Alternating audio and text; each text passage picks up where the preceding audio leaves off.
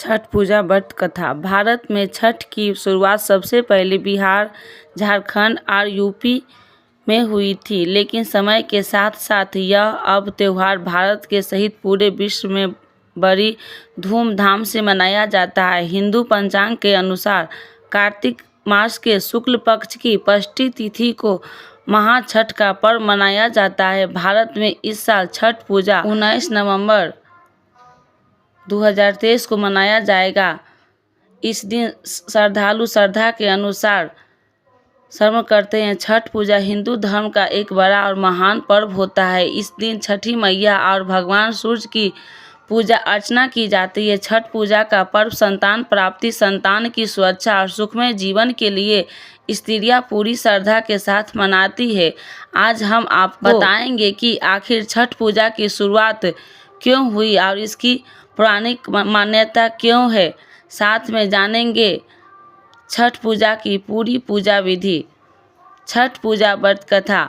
हिंदू ग्रंथों के और पौराणिक कथाओं के अनुसार हजारों साल पहले प्रियव्रत नाम का एक राजा था। उनकी पत्नी का नाम मालिनी था।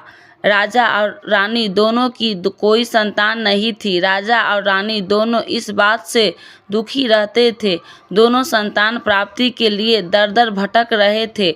बाद में वे महर्षि कश्यप के शरण में गए और महर्षि कश्यप के कहे अनुसार राजा प्रियव्रत के संतान प्राप्ति के लिए श्रेष्ठ यज्ञ करवाया। राजा का यह यज्ञ सफल हुआ और रानी गर्भवती हुई। रानी ने 9वें महीने बाद एक लड़के को जन्म दिया, लेकिन रानी का मरा हुआ बेटा पैदा हुआ।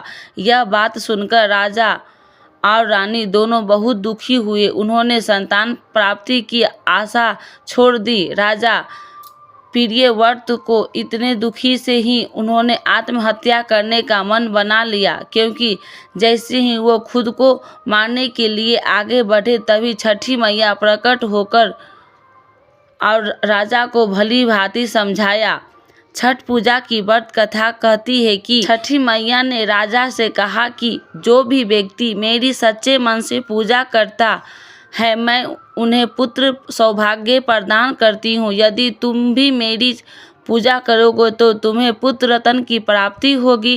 राजा प्रियव्रत छठी मैया की बात मानी और कार्तिक शुक्ल की षष्ठी तिथि के दिन देवी षष्ठी की पूजा की और छठ पूजा का व्रत कथा सुनी। माता षष्ठी ने राजा और रानी को पुत्र प्राप्ति का वरदान दिया। इसके बाद राजा ने धर्म एक स्वस्थ सुंदर बालक को जन्म लिया।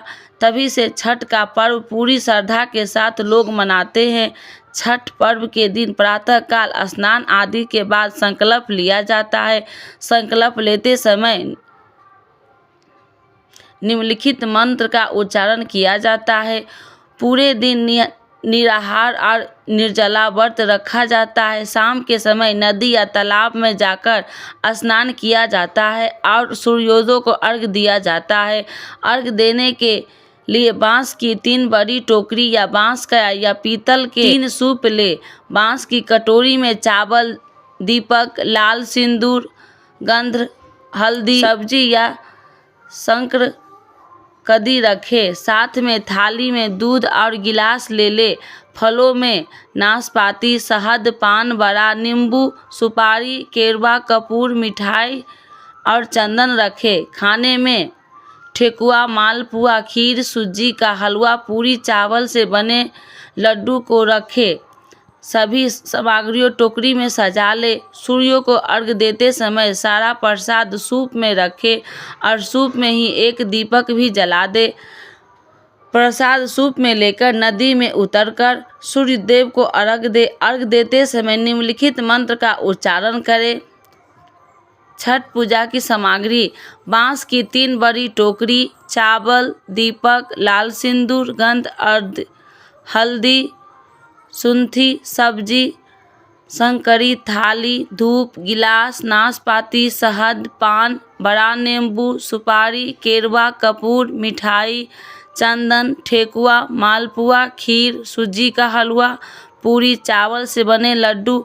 छठ पूजा व्रत कथा का महत्व। छठ पूजा व्रत कथा का बड़ा महत्व है, क्योंकि छठी मैया को संतान देने वाली माता का नाम से भी जाना जाता है। पौराणिक मान्यता है कि जिन छठ पर्व संतान के लिए मनाया जाता है। आजकल तो सभी को छठ त्योहार मानते हैं, लेकिन पहले छठ पर वही लोग मानते थे जिन्हें संतान की प्राप्ति नहीं हुई थी, बल्कि सभी लोग अपने बच्चे की सुख शांति के, बच्चों को स्वास्थ्य सफलता के लिए, सबकी दीर्घायु के लिए छठ मनाते हैं। छठी मैया की जय।